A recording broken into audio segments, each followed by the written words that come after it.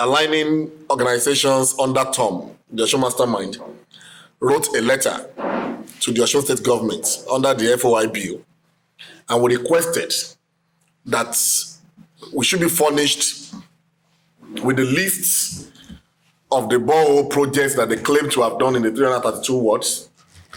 Part of the request is that we demand the cost per unit of each of the boreholes. We also demanded that we want a proof of approval, because you will recall there was no cabinet as at the time that project was executed. And of course, the law is clear. There is a limit to an amount of money that can be approved by a governor without approval in council. So these were the issues that were raised, and the letter was forwarded to the governor, to the SSG. The office of the head of service was also copied.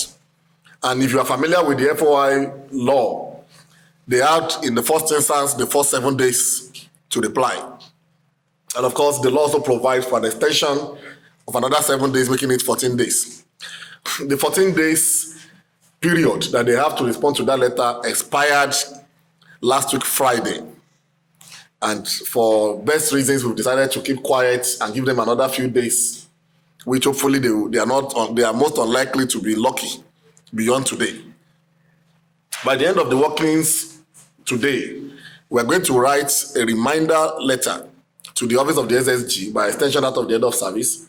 And if in another 7 days there is no response to that letter, of course we meet in court as provided for by the law. But we cannot be lawbreakers as they are.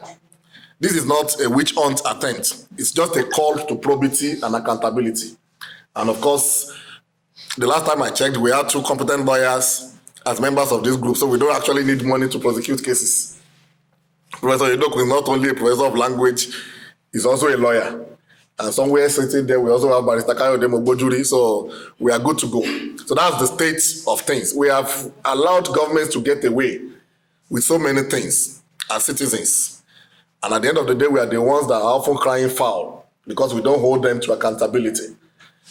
We have taken a survey before now, and we confirmed in one of our press conferences, which we dared them to respond to, that the 332 boreholes were non-existent, as claimed.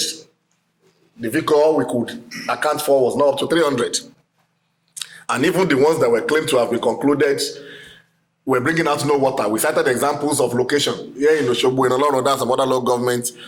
And when they said we were lying, just a full month after they claimed we were lying, they are the same people that came out on themselves to show us pictures of generators that they just imported to Powerball. So I wonder how you claim you have completed the project when the component of it were being shipped in 2 or 3 months after the claim of completion. But of course, we hope that they will give competent answers to those questions asked under the FOI bill.